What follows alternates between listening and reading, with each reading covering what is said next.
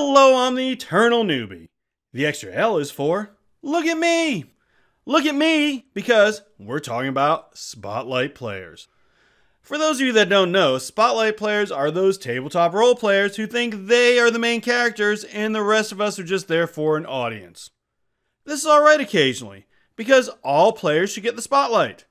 Occasionally.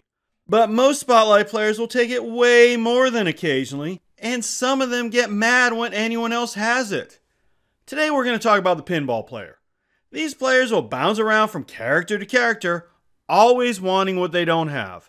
But before that, let's handle some business. Comments and likes are always great. I've got a few things going on here at YouTube, like a video game channel and another video I do weekly. Check them out in the video description. Finally, if you enjoy this video, a subscribe would be just amazing. I'll be your best friend. Literally. Okay, maybe figuratively. I mean, who doesn't want a best friend that knows the difference between literally and figuratively? Am I right? Pinball players are the players that love their character. They will spend hours bragging about this character and how great they are. They are just the best. Until they run into something they can't do. Then we get a little problem. For example, the pinball player may have built a character to be a social juggernaut. They can lie. They can persuade. And basically talk their way out of anything. You know, a real convincing John. Listen to convincing John, and all your troubles will be gone. Gonna tell it, sell it just for you. Well, now listen to me, Fraggles, with your Fraggle mouth of whackle. You can chew a doozer tower till you blue. They will gleefully take the lead at every social interaction, talking over any other party members who try. Oh no, let me talk. I'm built for it. I'm built for this, or this is what I'm built for, is a common catchphrase of this player. They will sit there smugly doing what they do best, in this case talking. But then it'll happen. They'll run into something they are not good at. Let's say in a battle the fighter is successful at grappling an enemy. This player, who has spent the last hour or so running every single social interaction, now wants to be a grappler. That's the role they want. Well, they really want every role, but unless the DM is a real pushover, that's not going to happen. Pushover DMs. That could be an episode.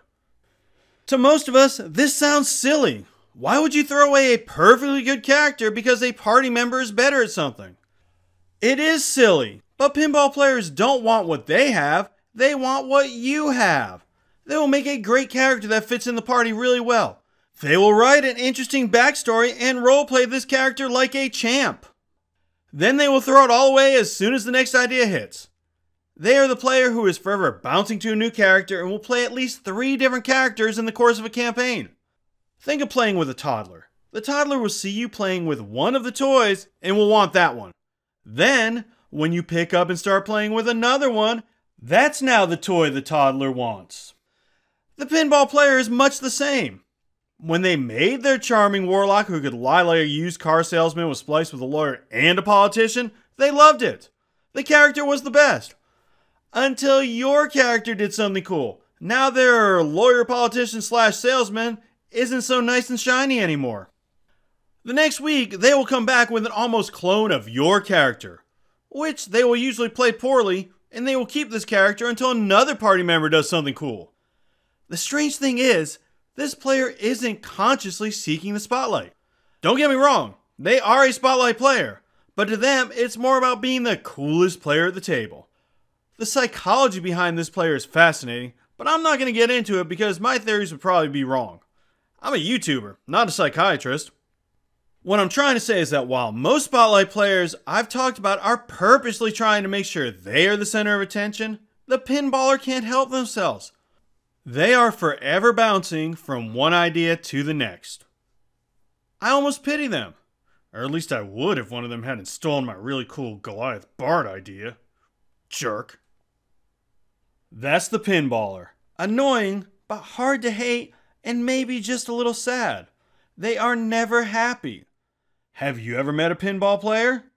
Did they bounce to your character? Let me know what happened in the comments. If you have a suggestion for other Spotlight players you'd like to see me talk about, you can let me know that also. Tell me a little bit about the player. Thanks for watching, and remember, do not seek the spotlight, and the spotlight will seek you.